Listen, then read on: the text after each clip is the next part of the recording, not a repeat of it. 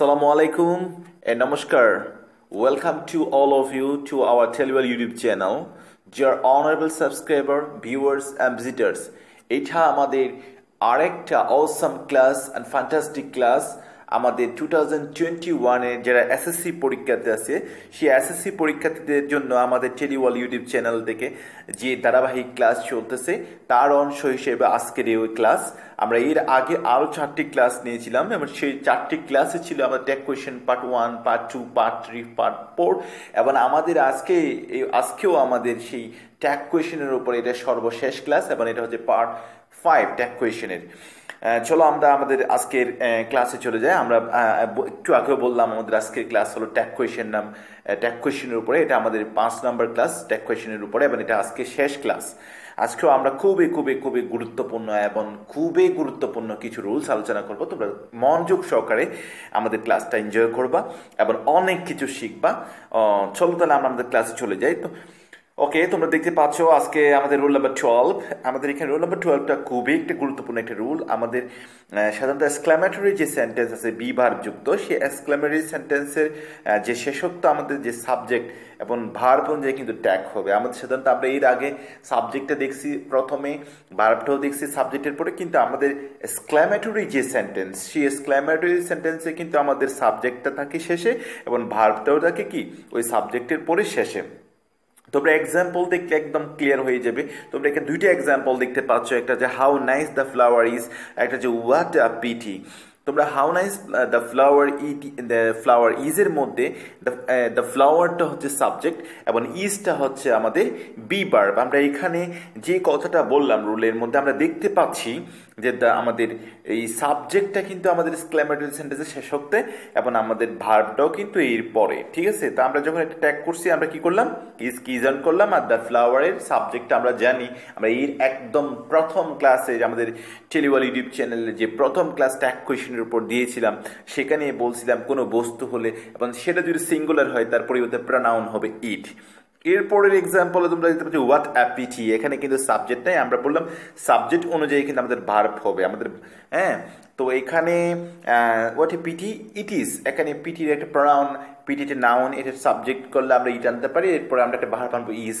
আমরা সাধারণত প্রেজেন্ট টেন্সে রাখার জন্য সর্বোচ্চ চেষ্টা করবো আমাদের এক্সক্লামেটরি সেন্টেন্সগুলো যদি আমরা সাবজেক্ট এবং ভার্ব না দেখি। তো আমরা এখানে হোয়াট এ পিটি, কিন্তু এখানে কোনো সাবজেক্ট এবং ভার্ব দিতেছি না।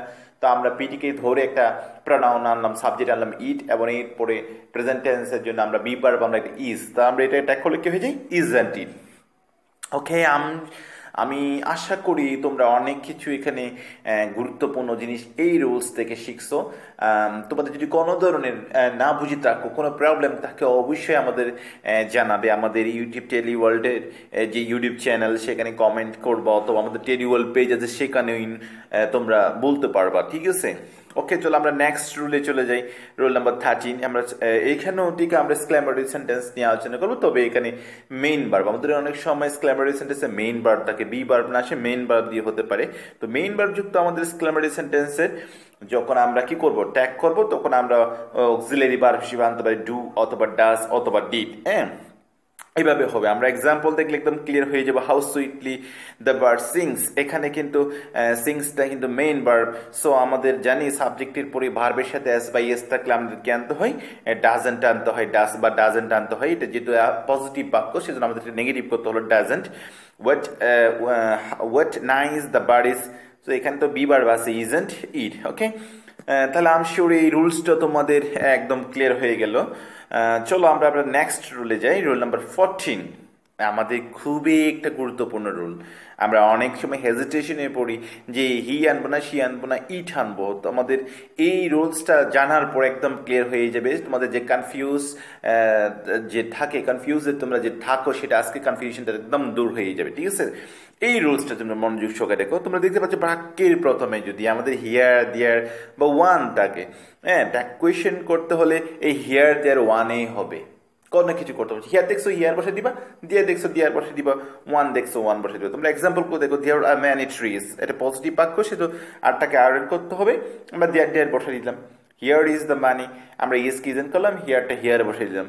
One should avoid one's friends, তা আমরা শর্টকে শর্টন করে ওয়ানটা ওয়ানে বসে দিলাম। কোন ঝামেলা আছে, কোনো প্রবলেম আছে, তাহলে আমরা একদম ক্লিয়ার হয়ে গেলাম না? হিয়ার দেয়ার এই যে ওয়ান নিয়ে যে আমাদের যে প্রবলেমটা ছিল এতদিন, আমি শিওর তোমরা যদি এই রুলসটা বুঝে থাকো, এই রুলসগুলো যে আমাদের টেলিবল ইউটিউব চ্যানেলে ডেইলি যে রুলসগুলো আপলোড করতেছে, যে ভিডিওগুলো আপলোড করতেছে, এই রুলসগুলো যদি তোমরা ভিডিও ক্লাসগুলো যদি খুব মনোযোগ সহকারে দেখো, আমি শিওর তোমাদের পরীক্ষার আগের দিন কোনো বই নিতে হবে না, জাস্ট রুলসগুলো মাথা থেকে ছাড়বা, ইউটিউব চ্যানেলে, টেলিবল ইউটিউব চ্যানেলে যা দেখছো তা শুধু ভাববা, পরীক্ষার সময় দেখবা যে 100 একদম অ্যাকুরেটলি আনসার করে চলে আসবা।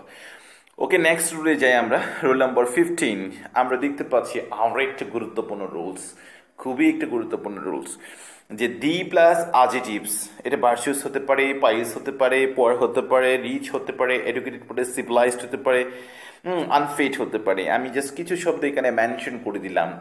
আমাদের সাধারণত অ্যাডজেক্টিভের আগে যদি আমরা দি দেখি, যখন আমরা ট্যাগ করতে যাই, আমাদের এটা ঝামেলায় আমরা পড়ে যাই। আমরা কি হি করবো না সি করবো না দে করবো, আজকে সেই ঝামেলাটা, সেই টেনশনটা একেবারে আউট। তোমরা এখান থেকে জেনে নাও, যদি আমাদের অ্যাডজেক্টিভের আগে দি থাকে, তখন আমরা ট্যাগ কোয়েশ্চেন করার সময়, ট্যাগ করার সময় আমরা সাবজেক্ট বসাবো দে। ক্লিয়ার? আমি শিওর তোমরা একদম বুঝে গেছে, একদম ক্লিয়ার এই বিষয়টা, এই জামেলটা এখন আউট। যেমন তোমরা এক্সাম্পলটা দেখলে আরো ক্লিয়ার হয়ে যাবা। They are not all, the rich are not always happy. So রিচটা এখানে অ্যাডজেক্টিভ, এখন এই অ্যাডজেক্টিভটাকে যখন দি বসে, তখন আমরা আর নটকে, আমরা এটা যেহেতু নেগেটিভে আসছে, তাহলে আমরা ওটা পজিটিভ ট্যাগ করবো, তাহলে আর বসাবো। আর দি রিচের পরিবর্তে আমরা যে প্রনাউনটা বসালাম সেটা কি দে। তাহলে কি আমাদের কোনো ঝামেলা আছে? কোনো ঝামেলা এখন নাই, আমরা এখন ক্লিয়ার হয়ে গেলাম। ঠিক আছে, এখন আমরা আরেকটা রুলস শিখবো, রুলস নাম্বার 16, অত্যন্ত একটা ইম্পর্টেন্ট রুলস আমাদের জন্য। আমরা অনেক ঝামেলায় পড়ি এইরকম জাতীয় যখন সেন্টেন্সগুলো দেখি, তোমরা দেখতে পাচ্ছ সেখানে কমপ্লেক্স সেন্টেন্স। আমরা জানি কমপ্লেক্স সেন্টেন্সের দুইটা পার্ট, একটা সাবঅর্ডিনেট ক্লজ, একটা প্রিন্সিপাল ক্লজ।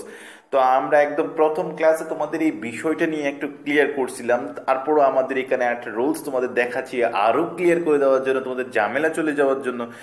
সেই রুলস দেখো, কমপ্লেক্স সেন্টেন্সে ক্ষেত্রে যদি ইফ, দ্যাট, ওয়েন, দো, হো যুক্ত অংশ বাদ দিয়ে যদি প্রিন্সিপাল ক্লজের মানে আমাদের এই সেন্টেন্স, এই ওয়ার্ডগুলো যে সেন্টেন্স থাকবে, ওই সেন্টেন্সটা বাদ দিয়ে আমরা যে প্রিন্সিপাল ক্লজ থাকবে, সেই প্রিন্সিপাল ক্লজটারে আমরা ট্যাগ করব। অর্থাৎ আমাদের ইফ, দ্যাট, ওয়েন, দো, অল দো যুক্ত সেন্টেন্সটা হচ্ছে সাবঅর্ডিনেট ক্লজ। আমরা ওই সাবঅর্ডিনেট ক্লজের ট্যাগ করব না, আমরা করবো প্রিন্সিপাল ক্লজের ট্যাগ।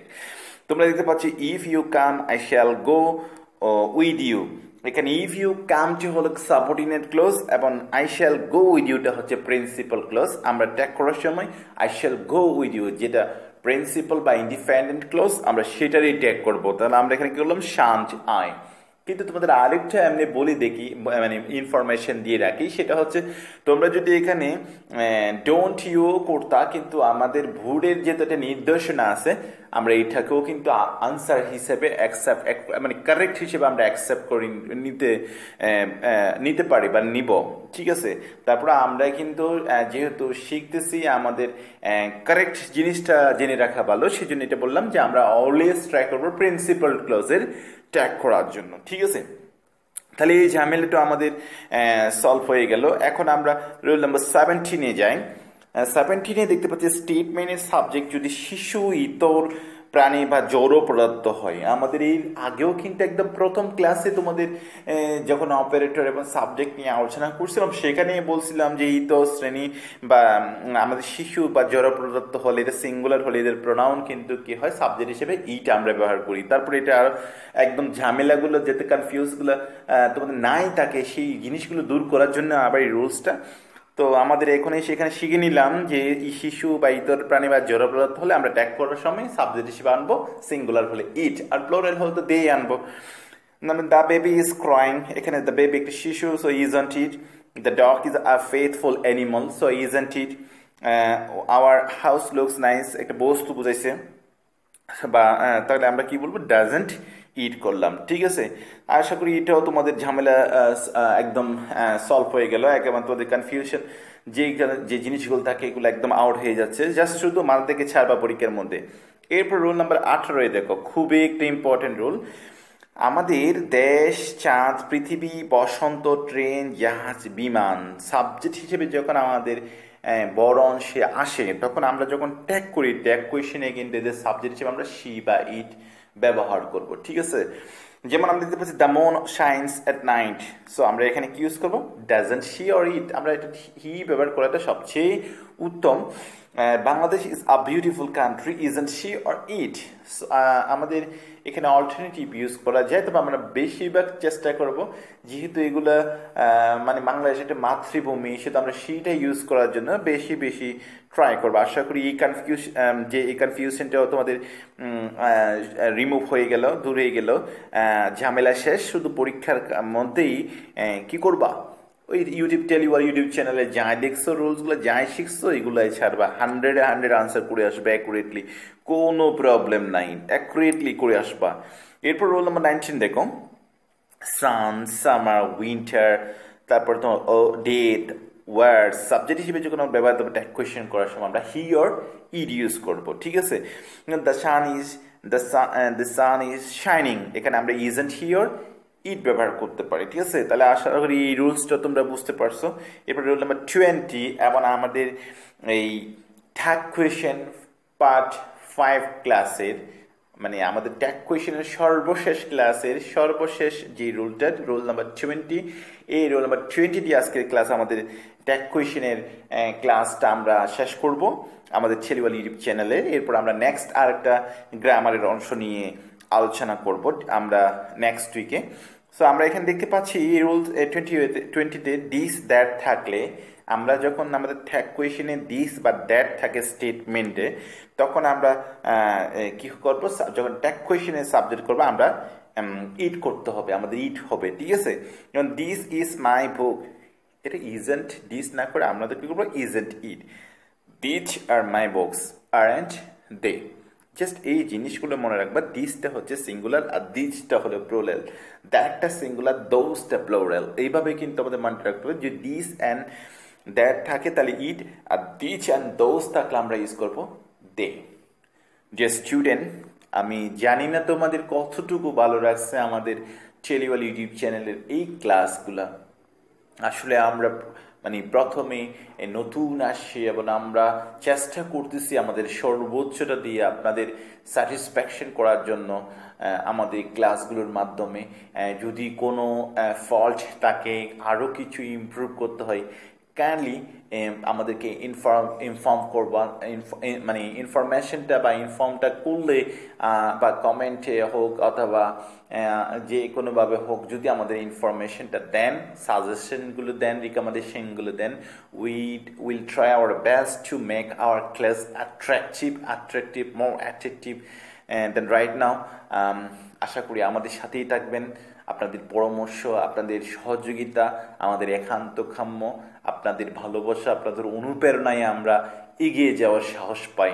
আসসালামু আলাইকুম, নমস্কার, আল্লাহ হাফেজ।